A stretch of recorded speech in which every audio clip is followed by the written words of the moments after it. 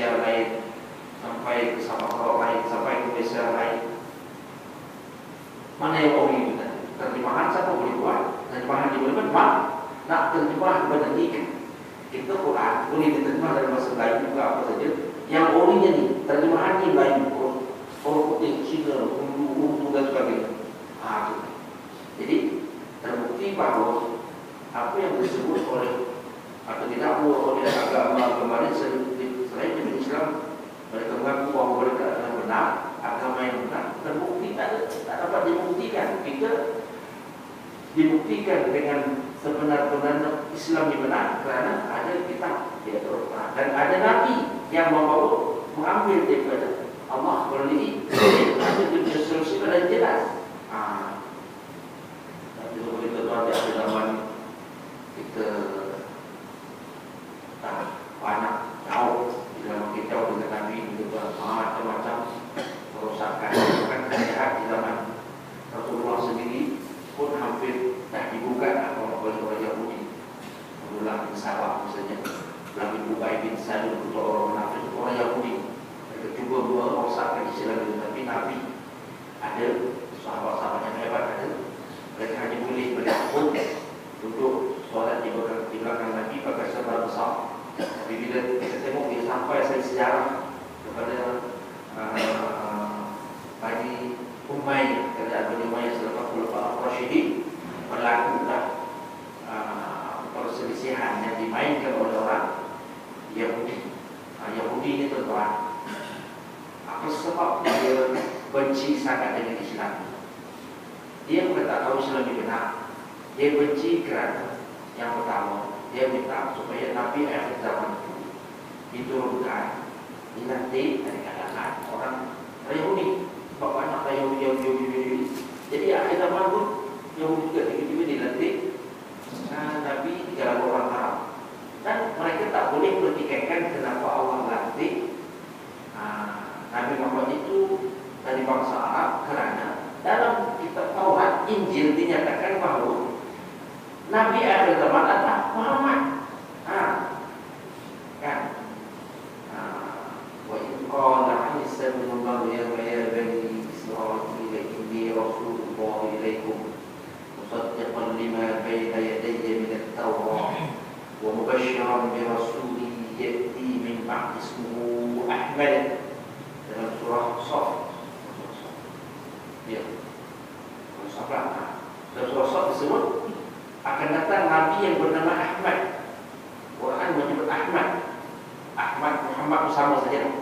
Mereka tahu dalam Taurat, mubasysyiran bi rasuli wa in qala Isa bin Maryam ya bani Israil inni rasulullah ilaikum. Kata Nabi Isa, aku adalah rasul untuk kamu, musaddiqan lima bayna yadayya min at-Taurat, dan akan membenarkan apa yang ada dalam Taurat ini. Akan datang Nabi yang bernama Ahmad.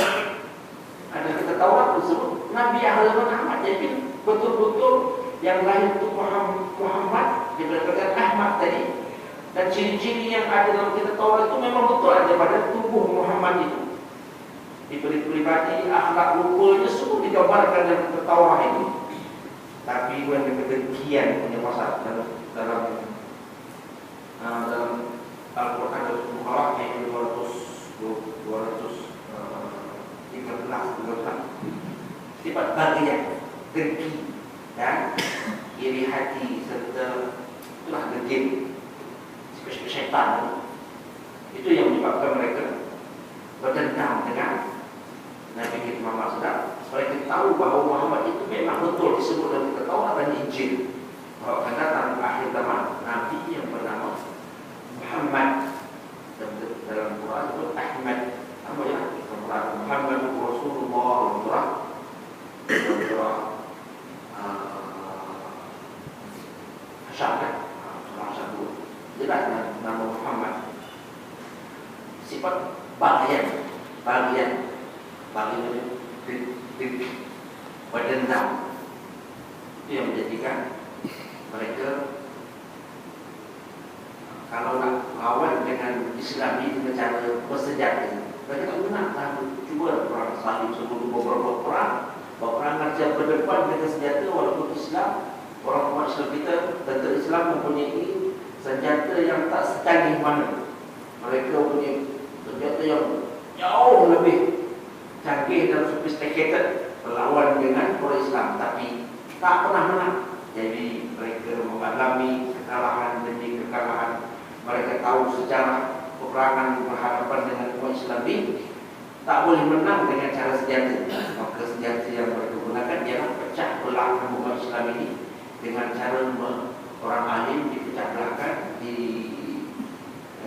diadu domba sehingga bergabung berbunuh dengan cara ditimbulkan perselisihan. Tengok zaman Muawiyah dan berlaku di antara Sayyidina Ali dengan Muawiyah, di antara tentera Zaid, anak Muawiyah, Zaid bin Muawiyah lawan dengan Ali bin Abi Thalib atau Ali bin Abi Thalib berlaku. Siapa punya adu domba? Yahudi dia dalam dia. Apa hal sekalipun macam mana supaya umat Islam ini bergaduh. Jadi saya sebutkan ini, apa tujuan saya tuan?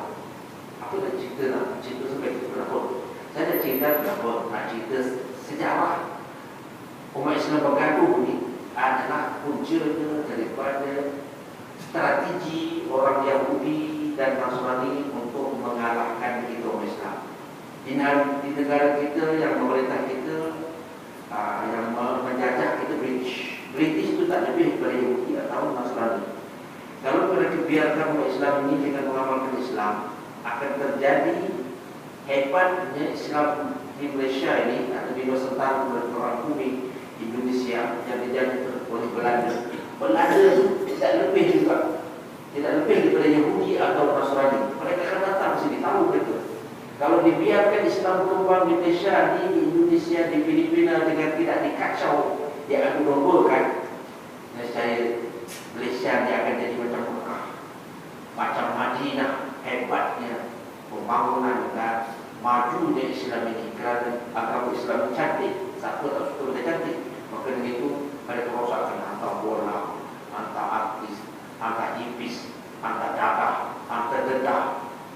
Dibiarkan begitu.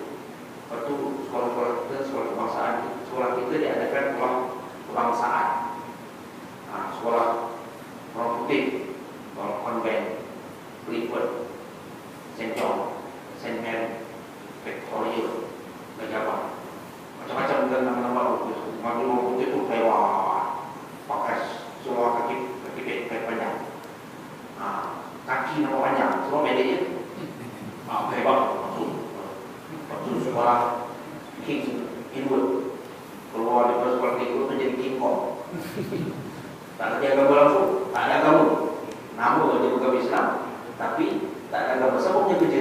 Yahudi teman, British. Kalau nak sekolah agama, terpaksalah adakan sekolah agama yang swasta. Pondok yang lebay-lebay, memikirkan ini sekolah orang putih ini nak jadikan kita ni orang putih, tak ada agama. Melahirkan manusia-manusia yang tak ada agama. Bila tak ada agama, apa yang menjadi pandu dia? Nafsu je lah. Inna nafsa la'ammaratu bisu illa ma rahima rabbi, kata Allah dalam surah Yusuf.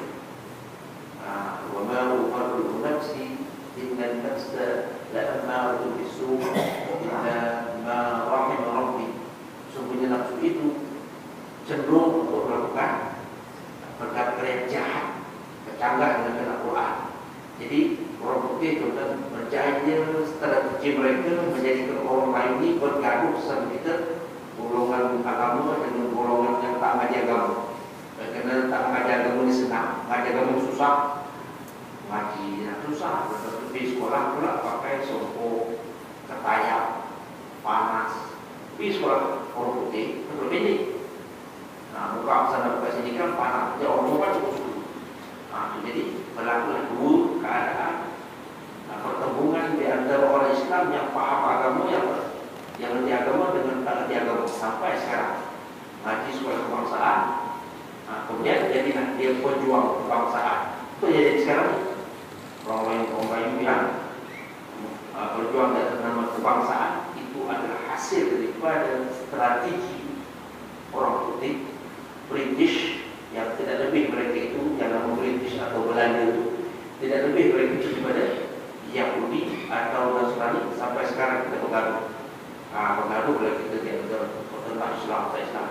Jadilah kita bila-bila orang itu dah tak erti Islam, tak mengajari akhirat, belajar perkara dunia jadi King Kong, belajar di sekolah King hidup jadi King Kong. Akhirnya kita nak bobo sikit, nak pergi ke masjid, ke surau berjamaah, nak baca Quran, dah tak erti, lidah dah keras.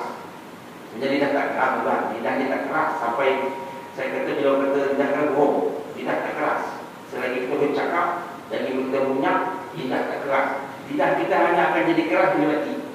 Bila mati maka dia cakap. Bila dah jadi main, jadi main kan.